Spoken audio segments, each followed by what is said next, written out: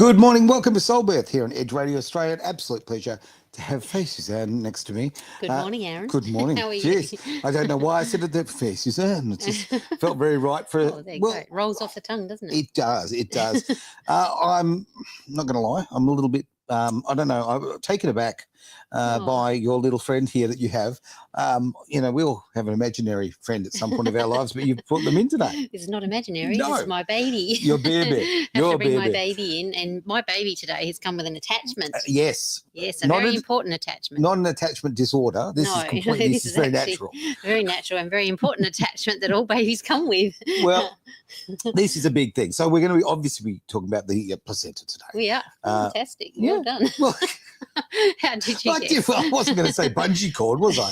Well, I've seen these in the flesh. You okay, have, so yes. I've had a little bit to do with this in my life. Mm-hmm. No, I've never had one myself, but kind of I have. You have. That was your first attachment in life. Do you realise that? I didn't even think about that. No. Yeah, when you were first conceived, that was the first thing that developed to attach you to the side of your mum's uterus. When I was first conceived, that starts first. Well, once you were conceived, once the egg floats down and implants, it's the placenta that starts to develop to actually, stick to the uterine wall, which provides all the nourishment for the baby to grow. We're a minute in and I've learned something cool already. I didn't know that. I don't know why I didn't know that, but I didn't know that. Well, obviously, look, I've been very lucky to be at the birth of all my babies, and it's something I was warned about. I mean, warned's probably the wrong word, but something I was aware of, obviously doing the old antenatal lessons and stuff.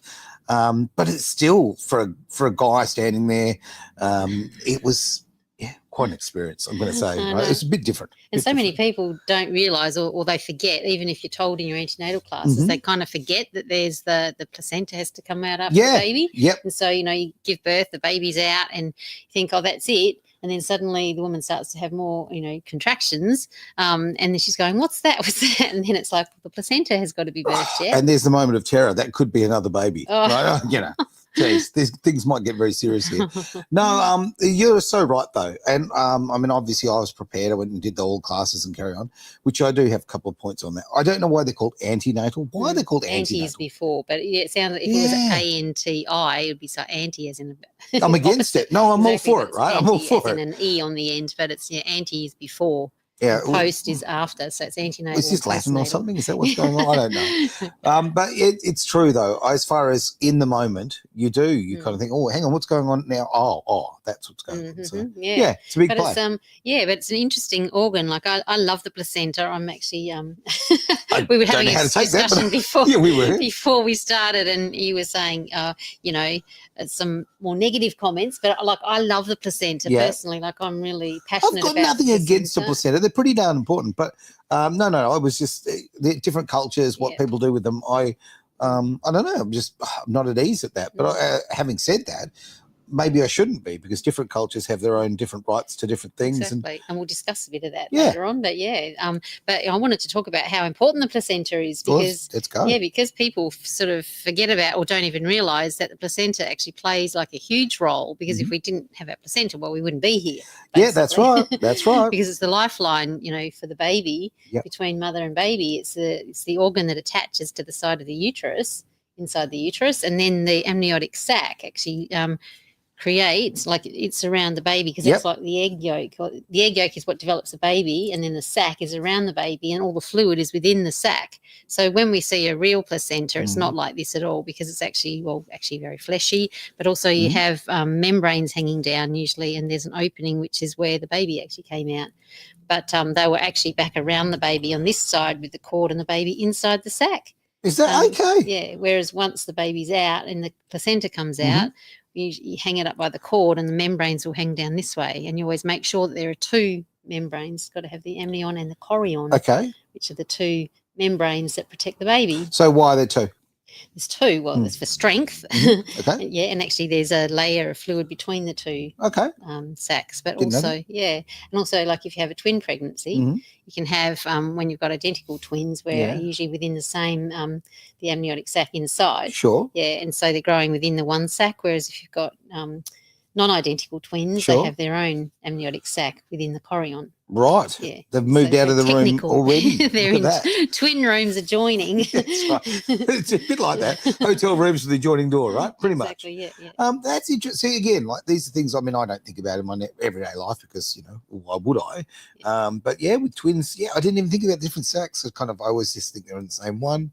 Of course they are if they're identical, right? There you go. So, but the placenta, is really full of nourishment. It's the one that's full of the hormones. It gets all the blood from the mum, sort of adjoining there. So all the oxygen nutrients come from the mother and through. You got all these blood vessels on the top of the placenta, and they come through the cord. So then we have all the blood vessels feeding the baby. When you talk about it like that, right? Let's think about this. All these things we engineer in life, we develop, and we think we're so damn clever, right? We can make all these bridges and electronics and all sorts of things. Just think about the human body in the most basic form. Look what it can do. I know. That is incredible, amazing, isn't it? It really is. I know. And the instructions are all sort of built up here and in the body and in the soul, I guess. Yeah, nature's amazing, isn't it? It really is. Yeah, really and humans, we're not the only ones that have placentas. All mammals, have the placenta when they're born. So you see horses, cows, whenever they birth a baby. Sure. Then they usually eat their placenta afterwards. So I know. Penny dropped. No, Penny has dropped because I've seen it. Yes, you've seen I've it. just realised I've seen that. There you go. Yeah. So if you watch any animals in nature that have placentas when the baby's born, they usually sit there and they lick their amniotic sac and all the liquid off the baby. Yep. And it's all part of an imprinting process as well. Okay. So as the mother is licking the child or the calf or whatever, they're actually imprinting the baby with the tongue. And so the baby knows that's the mother, and the mother picks up on the scent of the baby. We don't do that as humans. Not Well, not every day. Say No, it's not my standard practice. So I'm not happy about that. Yeah. No, but even in domestic animals, you see that with dogs, do that sort of thing, exactly. and so. But that's why it's really important after birth that we put the baby straight up to the mum's chest, and we allow the baby to, to get the scent of the mother, and the mother to get the scent of the baby, and to have the skin to skin. It's really important to have that skin to skin, at least an hour after the birth to have that imprinting time, so that they pick up on each other's cues. So, I mean, often, and that's an interesting point. So often with births, obviously, that don't go down the natural, natural's not the right path or word for that path. Physiological. There you go. We use that one. Physiological going down that path, though, say baby has to be run off to a nursery or something like that, that bonding time can often be missed. So, absolutely. So if there's time when the baby has to be separated from the mother, then they miss out on that important bonding time. And so I've always, believe too, and I know this to be true in practice, is that we can do a lot of resuscitation on the baby if it needs it, with the baby on the mother's chest as well. And also a lot of resuscitation can be, we don't need it if we allow the placentas to stay, attached. So we're not. Can you explain that to me then? Yeah. So because it's a life support machine for the baby. So while it's still attached in the uterus after the baby's born, so say baby comes out, baby goes to mother's chest, and then we kind of forget about what's going on because we're too busy, meeting our new baby, and it's a really good time to bond, and maybe they'll be sniffing around trying to latch or not. But in the meantime, what normally happens in a medicalised birth is that as soon as the baby's out, they will clamp and cut the cord because they will give an injection of syntocin to hurry up the placenta, the birth of the placenta. Because it's all about speed. Of course it is. Move on. So we'll get the placenta out as soon as possible and prevent postpartum hemorrhage. So they'll give an injection, and once they give that, they have to clamp and cut the cord. Because otherwise the uterus will contract and will give a huge big squeeze of blood into the baby, and then they can end up with jaundice, and then they might need phototherapy. So say at a home birth, for argument's sake, or a birth in a place it's not a hospital, do they leave the placenta on longer? So and you can do this in hospital too. It's just that most people don't know it's the physiological third stage. Sure. So again, it's like leaving it to do what it needs to do, because the placenta is actually still feeding the baby nutrients and oxygen. That's what I think. Yeah. As long as it needs to, until it's adapted to extrauterine life. Okay. So when the baby first comes out, they're quite blue because they're not oxygenated. So because they've been inside the womb and they've been getting all their oxygen through the cord. So when they come out into the air outside, they take a big gasp or, big breath of air. All the old days of the slap on the bum. I know, which is so not I needed. know, but I know. But yeah, when the baby takes its first gasp, and I love watching this in physiological birth. So if you leave it undisturbed and you've got a nice peaceful environment and the baby comes out, quite often they don't cry. And that's good because the baby doesn't have to cry as long as they take a breath. Yeah. And babies take a breath at all different times. Some of them will just go like that. And other babies. You just nailed that sound, though. Honestly, no, I mean it. Like I remember that. I really do that because it's kind of that. It's a little breath that kind of builds up. I'm not even going to attempt how to do it, but you nailed it. Well, I've watched it a few million. Just maybe exactly. A few thousand times. Far more than I have. Far more than I have. But that's interesting. So the clamping also of the cord, right? Yes, so they do jump onto that incredibly quickly. Exactly, and it's not needed, and you're actually interfering with the physiological process. Okay. Because if you allow it to happen when it's ready, once the baby has established its own airways, it's breathing, and then the oxygen is flowing through the body and the lungs have opened up. And so something changes inside the baby, like the whole circulation inside the baby actually changes. Okay. So that the lungs open up and they start to breathe through the lungs, so they don't need the oxygen from the cord. So as that happens, then the cord stops pulsating on its own. Right. So you can tell, because we can always check the pulse of the baby through the cord, and we're always feeling the cord after the birth to see if it's still pulsating, and you can check the baby's heart rate through the cord. Wow. And once it stops pulsating, then you know that the baby is actually not getting the oxygen from the placenta anymore. So then, the placenta should actually separate on its own and come out when it's ready. There's no need to clamp and cut and then wait, or to pull the placenta. It should come out when it's ready. So a couple of things on that. So can you ask the hospital, can you ask your midwife to say, hey, I want that left on as long as possible? Absolutely. Okay. I mean, I reckon that's really big knowledge. It is. Yeah, I mean, I certainly didn't know that. Certainly my wife didn't know that. Yeah. And it's something that a lot of people don't know. No. Because it's not really in the it's not part of the medical model of birth, because everything's managed there, and it's a lot of it comes down to time, because if you use the Syntocin and it might be a different medication in different countries, so I know this is global, so it may be a different kind, but it's similar action, which clamps, contracts the uterus and expels the placenta quickly. So you have to clamp and cut the cord. Whereas if you just don't get medically involved, leave it, then it can take, instead of taking 5 minutes for it to come out, then it will take sort of half an hour to an hour. That long? Yeah. Okay, wow. It may come out sooner, but it comes out when it's ready. When it's ready. Yeah, okay. Yeah, but if you don't interfere and you just allow the body to do what it needs to do, it will happen, and then the placenta will birth itself, or, the contractions from the uterus will expel the placenta. And you can help by just rubbing the tummy and helping to expel it, once it's let go. Sure. Yeah. So, because again, like the business end of things, I'm not really sure what's going on. Right? Yes, adrenaline everywhere and whatever. So, do they always get the placenta out before they actually clamp the cord? No, you don't have to. You don't have to. Yeah, because that's what I just thinking to myself. I was just thinking with one of my kids, I don't remember seeing a placenta anywhere when we were doing the cutting. Well, they would. Oh, yeah, because you're probably cutting it while the placenta's still inside. Yeah. Because it hasn't been birthed actually, yet. now I think about it. Because they would have given the oxytocin, that's what's happened. That's exactly what's happened. Yeah. And so as soon as they give that, they have to clamp the cord. So what they'll do is put a clamp on, and then they'll squeeze the blood out of it, and then they put another clamp on, and then you cut between it where it's all white. Yep. But it's very hard to cut it too. Damn it's quite rubbery. straight. Like, honestly, I was like, just someone get me a reciprocating saw or something. That thing is hard. But no, I went there, and I mean, the bloke, I'm reasonably strong, and I'm thinking, and like. Yeah, but cord scissors are always blunt too, for some reason. Oh, because I literally, I'm glad you said that, because I thought, man, these are blunt, right? Like, first I thought it's me. Well, they should be sharp, but they're not. They're not always hard to cut. Right. But, it's like they've been cutting, I don't know, paper with it in the meantime. Right? Yeah. Exactly. But again, that can be done differently in different cultures, because I know a lot of cultures actually burn the placenta to separate it. Yeah. So you can, but that's something you do at home. Obviously, you can't do it in the hospital, because you can't have a naked flame, and that's not your ex partner. Sorry, terrible joke. However, you can't have fire in the hospital because of all the oxygen. Okay, mate, no one wants to blow the building up. Okay. That's right. Okay, no, but in cultures, a lot of cultures, and in the indigenous cultures, they quite often burn it, so they'll.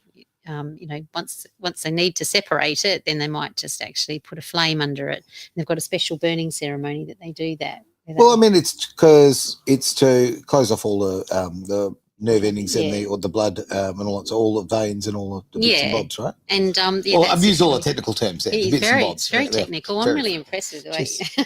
Well, I remember this. I know that like in silly thing to talk about, but okay, work with me on this one. It's like when in wars, when people lose limbs and things, they burn cauterizing it. Yeah, that's the word. There we go. Yeah. So you're effectively doing that in Indigenous, but you are. And so and because in Indigenous cultures, it's a very sacred event, which is what it is. And I believe, to me, the placenta is a sacred organ, and I love to respect the placenta for the job that it's done, because it's sustained the baby's life for all this time in utero.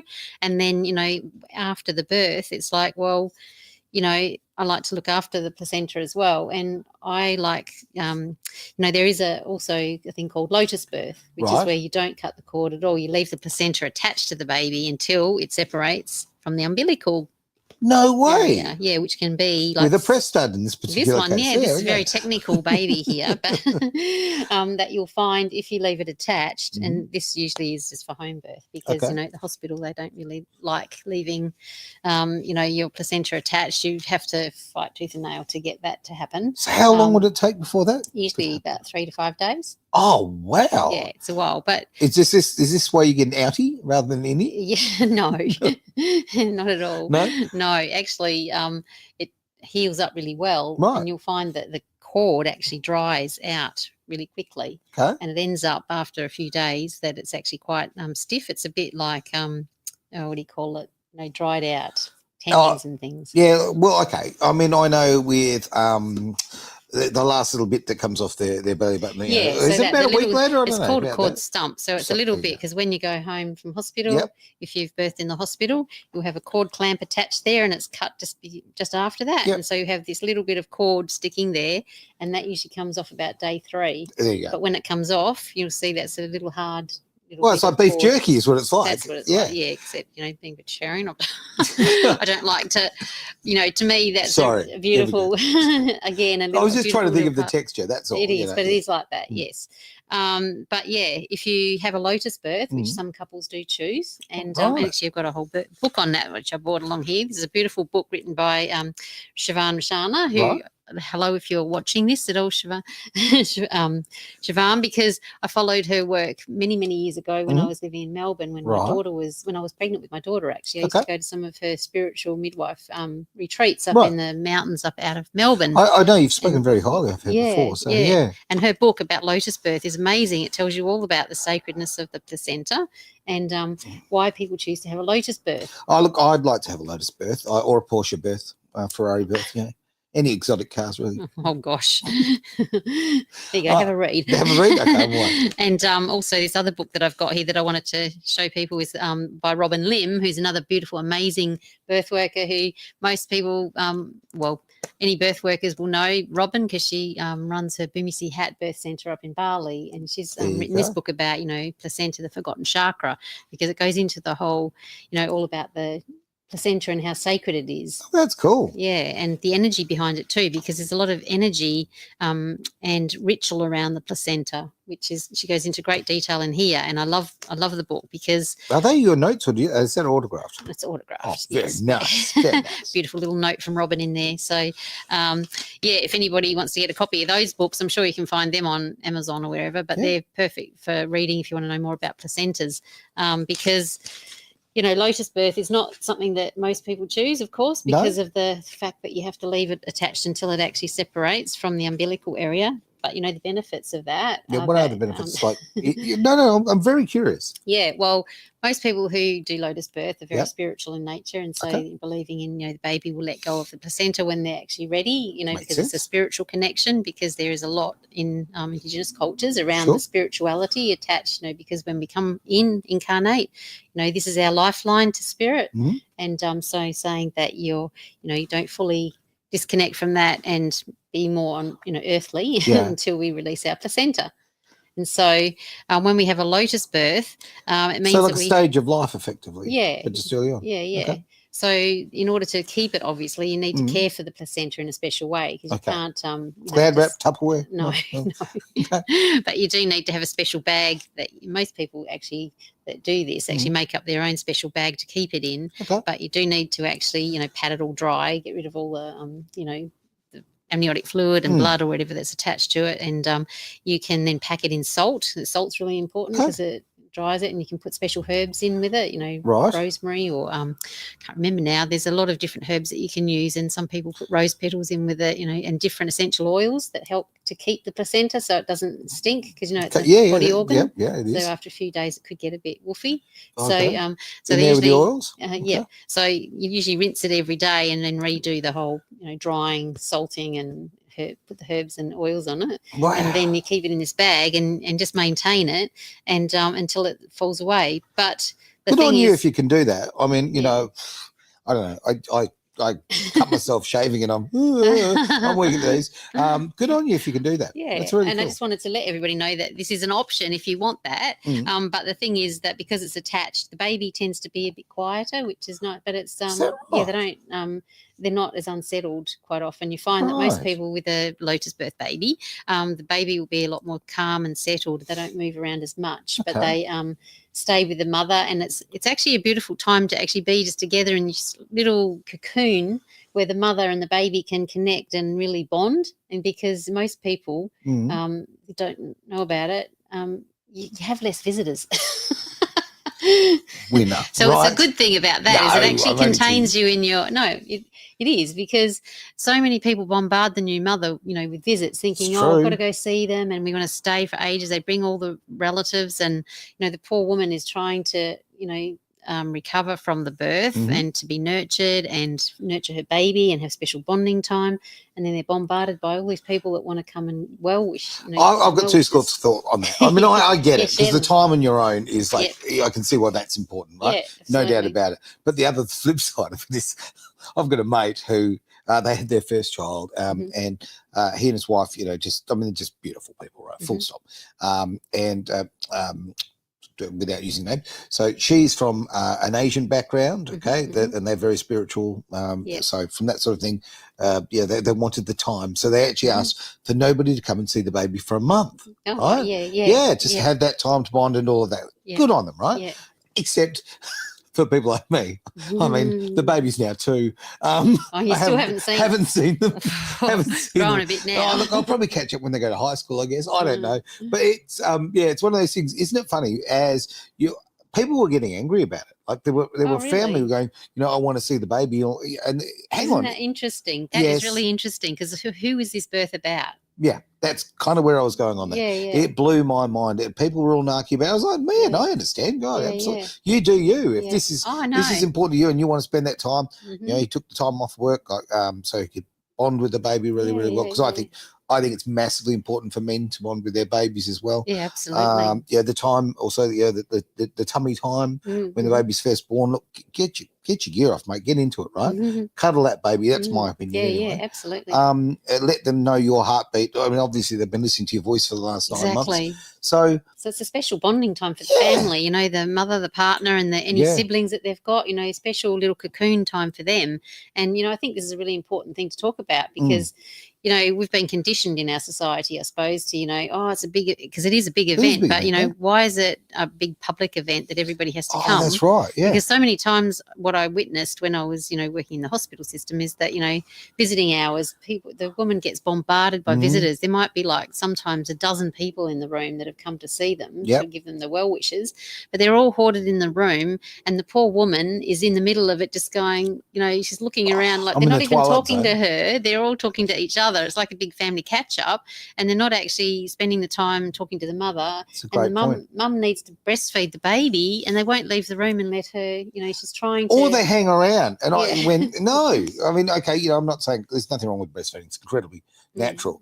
But if you've got, spectators. You don't want to. Most women are, especially if it's your first baby and you've never breastfed before, and you need help with getting the baby on and, all that, and you want to just focus on your baby, which is what you should be doing. If you've got a room full of people just all standing around or talking, it's just really off-putting, and it's, you know, not many women actually like that. It's a great point. I mean, I know, you know, sort of strangely, if I'm in a particularly emotional mood or something's going on in my life, whatever, I you know, very often just want to actually separate myself from society and just get away from people for a bit. And when something like that, this is such a big thing in your life. This is very emotional. You know, you've just become a mum, you've just become a dad, whatever the situation be, you know, whether it's first, second, or whatever. But it's an emotional time for you and your family, and sometimes others can really intrude on that.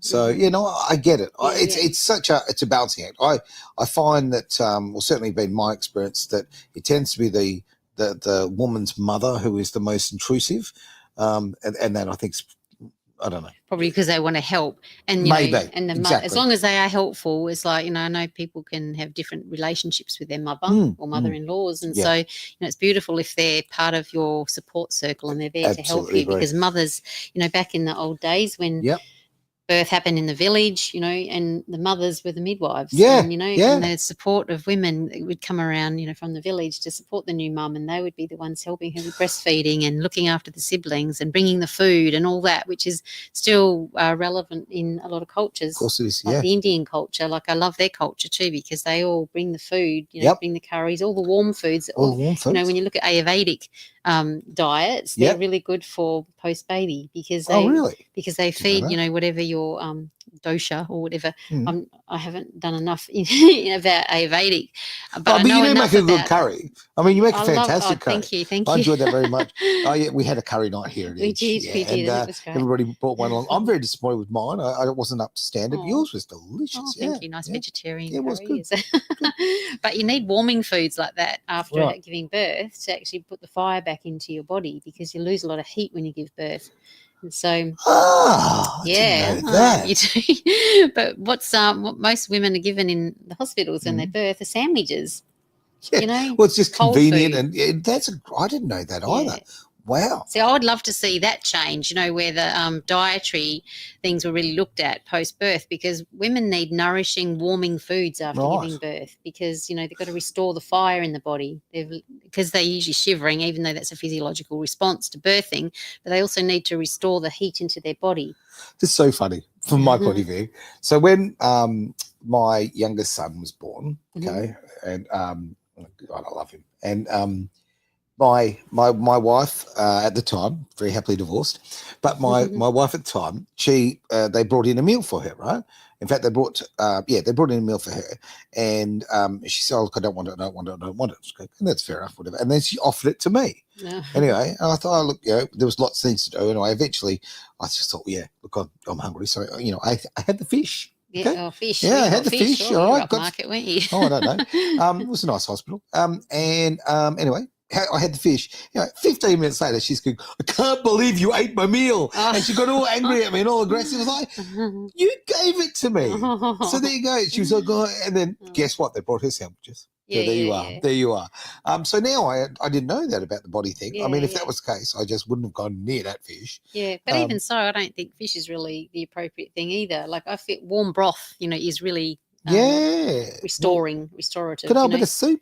Yeah, but really nourishing soup, you know, full of nutrients and things, a really good broth. Right. That restores the heat and also the nourishment that they need. And that's the best thing. Bone broth? Would bone broth be a goodie for that as long as you're not a vegetarian. Well, that's a good point. And then a veggie broth is good. Yeah. Okay. But anything that's got lots of nutrients. But yes, if you eat meat, then a bone broth is perfect. Right. I just know a lot of people sort of in, I don't know, the health and wellness space that, you know, really love a bit of bone broth, right? They do, and it is really good for you. Right. So it restores all those nutrients that you lose during birth and whatever. So, perfect. But warm. Okay, I did not know that. There you go. Another tip for the next kid you have. Exactly. Okay, get out there, dads. Get your thermos. Yeah, absolutely. With a nice Bring a thermos in. I don't know, a bit of gumbo. I don't know, something with a bit of oomph to it. This is why I love Asian and Indian cultures, because their family all bring the warm broth. Yeah, okay. Curries in for the woman after the birth. Yeah, which is beautiful. Oh, look, well, an Indian culture thing about how the meals are prepared and taken to the people that say the men at work. I'm talking about traditionally in the old days. Yeah.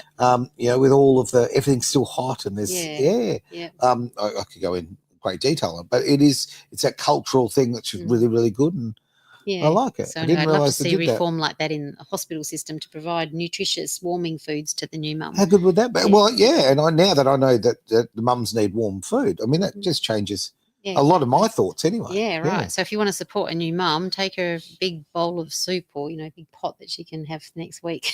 Okay, that's a big pot of food. Don't bring your mum a big pot, whether it be a plant or anyway something else. Anyway, we divulged from the placenta, and you we know how we did. got onto that because I was talking about when you have a lotus birth, you tend to stay at home and be nice and quiet for those period of time. So it's nice to have people coming and bringing gifts of warm food.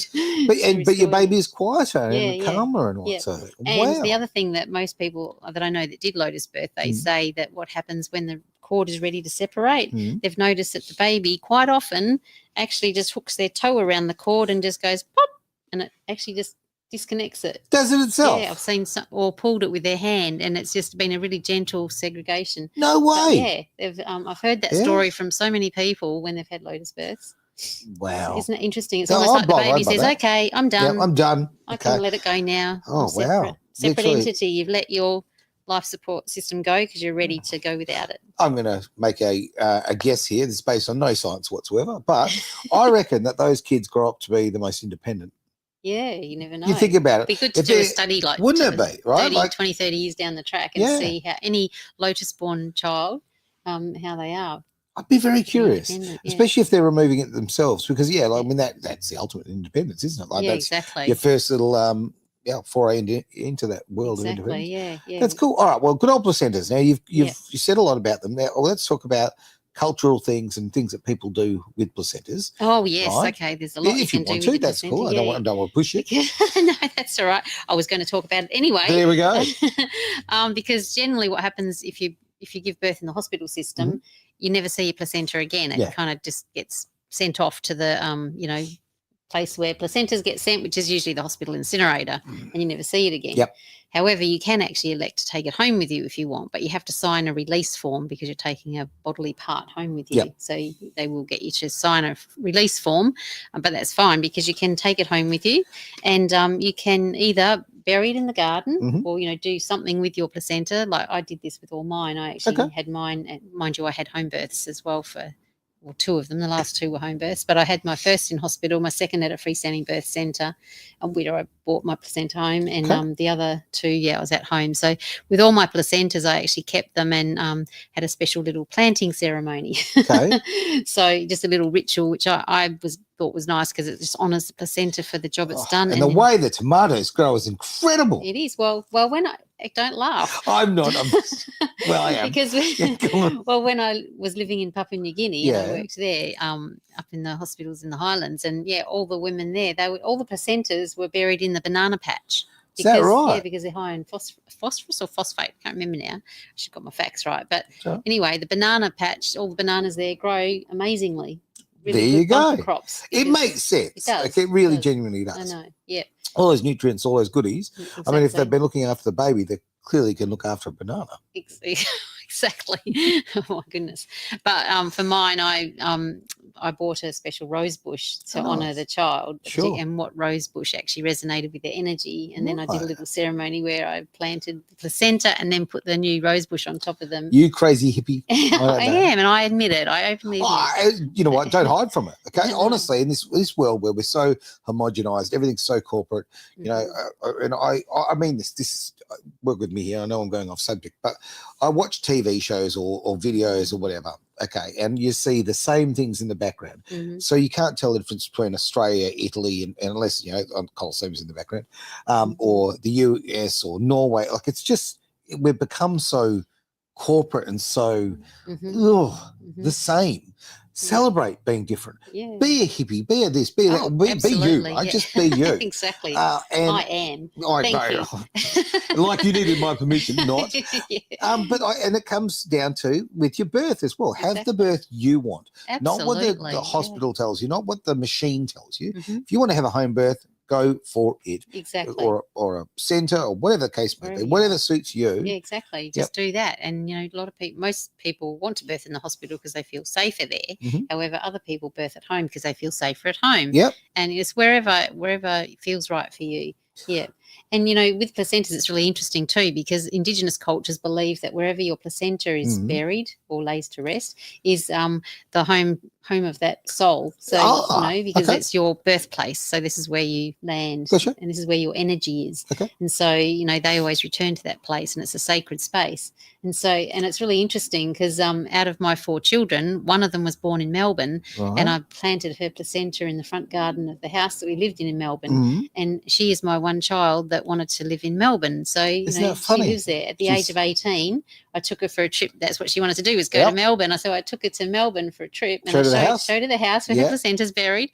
And she had an interview for university there, and she got in, and so she's been there ever since. And so she's been there for must be what is it now? 14 years. Wow, you're just drawn there. To that. Exactly. I had the pleasure of, and this is not certainly not a story that just I know about, but Jacinta Napacinta Price, the politician from the Northern Territory, she tells the story, and she told me personally, so it's very nice, but she also tells it to crowds everywhere about the fact that her mum was literally born under a tree. Right? Well, and look, the pride in her face when she says that, it's just really, really cool. And it's kind of like, you can come from anywhere, and you again, it's about, in their case, obviously, Indigenous mum. So that cultural thing there, I think it's really great. I love it. And because that birthing on the land, and that's always been a tradition. And they usually go and find a tree somewhere in nature, and because especially when they've got a nice low hanging branch, because they're great for hanging off, birthing. So it's like supported squat, which is the best position to be in for birth. And so they dig a little hole underneath, and not a big hole, just a little, and that's where they birth. And it's just beautiful, because then that's where their baby was born. That's place of birth, and it's sacred. It is. No, so I agree. It's no wonder they feel displaced when they have to be brought to the cities to birth their baby, and then the placenta is left here at the hospital. So how do they feel? How does that impact their culture? Yeah, I agree. I mean, and I don't. I'm going to be a bit naughty here. I think that whether you're Indigenous, you're not Indigenous, I don't care. Okay, if you feel a draw to the land, then that is a wonderful thing. I mean, I know there's land in my world and in my life that I'm so attached to. It's not funny. That's my place, right? And what a beautiful way of being linked to the land by having part of you absolutely, and I love it. And that's where storylines come from, and so many stories in that around birth, and how you treat the placenta, and how you welcome the baby into the world. Because that's my whole thing, is about the sacredness of birth, and how we honor the child that's coming in, and the placenta is part of them. It's just as sacred. It's it's been their companion for all that time. So it's a big thing. Companion, I'd never thought about that.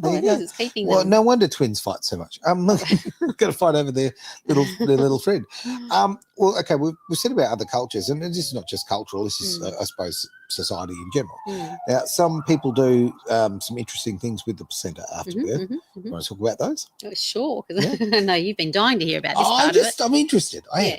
So the other thing that people can choose to do is some people ingest their placenta, because it's known to have properties in there that help to bring back the the hormonal balance in the woman postpartum. So is that what it's about? Yeah, it is, because it does. I never understood. I'm not sort of. I mean, each to their own, right? Yeah. But I've never understood why. Well, they've probably followed, because animals in the wild do. They eat the placenta. And then they just get up and get on with life, kind of thing. Sure. And so I suppose people started to, try play around with that and think, if they eat it, why shouldn't we? Is that part of what we should do? And then they notice the benefits to it. So I know scores of women that have done that. And they've said that it makes such a huge difference. And so back in the day, before you could dry it and crush it and encapsulate it, which is what most women do now. But before that was a thing, people would take little slithers of the placenta and just have a little tiny bit of it under their tongue. Really? And, and it would balance their hormones. And so, and I know one particular friend who swore by it and was doing that, and then a couple of days in a row she forgot to take it. Right. And her husband said to her, "Did you forget to take your placenta pills?" Because because he noticed a difference in her temperament, she was getting a bit short. Right now, I have the right to remain silent. Anything I say will definitely be used against me. It will, and it's on camera. So. No escape. But Yeah, a lot of women have sworn by that. Again, it's not the mainstream, No, but women no. do choose it, and more women are choosing it now too, especially because now it's been made more palatable. I still wouldn't, I can't swallow capsules, but Well, no, but I heard about. Look, this is not for me. Okay, full stop. But again, I respect people's right to do where they want, exactly. right? When it comes to these things.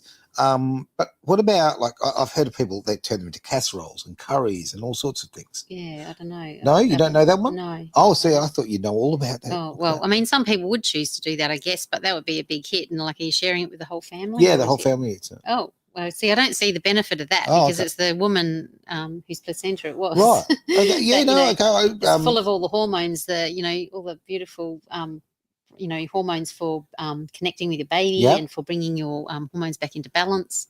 I mean, I say this because I have no knowledge in this area at all, but except for an Indian family that I know who actually did that. It did exactly that. And then the whole family had the placenta. That's different. Yeah. Okay, I don't know why there you go. And I wondered if it was more common than I thought. Yeah, there you go. No. Generally, these days, there are people that are trained in placenta encapsulation. Right. So they'll come and pick up the placenta from the woman, whether she's in hospital or at home. Yeah. They'll organise to come and pick it up, and then they'll take it and they have to dry it out, and then they crush it in some way. I haven't done it myself, so I don't know the actual process, but I know that then the woman gets back a jar of capsules with the powdered placenta in it. Wow, like literally that. Okay. Yeah. And then they'll just dose themselves with, I'm not out there with a mortar and pestle going, no? Okay. But you have to, have the people that do it have to have the proper setup. I can imagine, yeah. But you can find them, like if you Google placenta encapsulation in Perth or wherever you are in the world, then you'll find somebody who does it if that's what you would like to do. Yeah. Unusual. When you were saying before about ingesting, I didn't realise that was so formalised. Yeah, it is. There you go. See, Right. Okay. It's become a real thing in the last probably 15 years or so. Right. See, I only had all focused is to say my mate with a curry. So that's the only thing I knew. So, Well, I did have a story from a friend once years and years ago when she kept her placenta in her freezer but then she went away on holiday and had some friend's house sit. Oh. And when she came back, the placenta was gone. And she asked what happened to it. Yeah, and they accidentally ate it, used it in a casserole or something. But I don't know how you would not because it would have a cord attached. So I don't know how you would think, it's anything but placenta. But anyway, that was her story. And okay. But that would be very well balanced hormonally, house sitting. That story is awful. Oh, gosh. So if you're going to store it in the freezer, label it really well. Okay. Wow. In the freezer. Yeah. And what do people do that and then send it off to the pill making processor?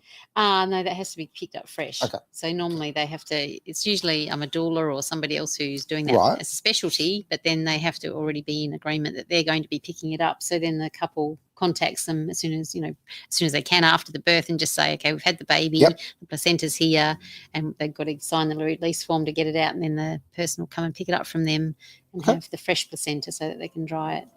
Yeah. Interesting. I reckon there's a few questions about this because I've actually noticed on the other feeds that we can't see, I can see that there was actually people who were commenting. So obviously this goes out to so many streams. We can only see a couple actually come up. So I do apologise. That's just technology for you. But I think during the week we'll have a bit of a look, I reckon. And because it'd be lovely to hear people's stories or, experiences of this, what they did with their placenta and, how do they feel about the placenta and, whether they see it as a sacred organ and I'm very curious to know about that. Yeah, obviously you go as far as replay. Well, you're obviously watching this now, but if you want to watch the replay, you can go to our YouTube page. It's always a good way. Pop some comments down there, and obviously we'll get the email notification on that so that we can follow it up. Or there's Facebook, there is Twitch, there's I don't know. There's lots of places. There's lots and lots of places. So we'll go back and look at those comments. Do you have any closing thoughts about the placenta?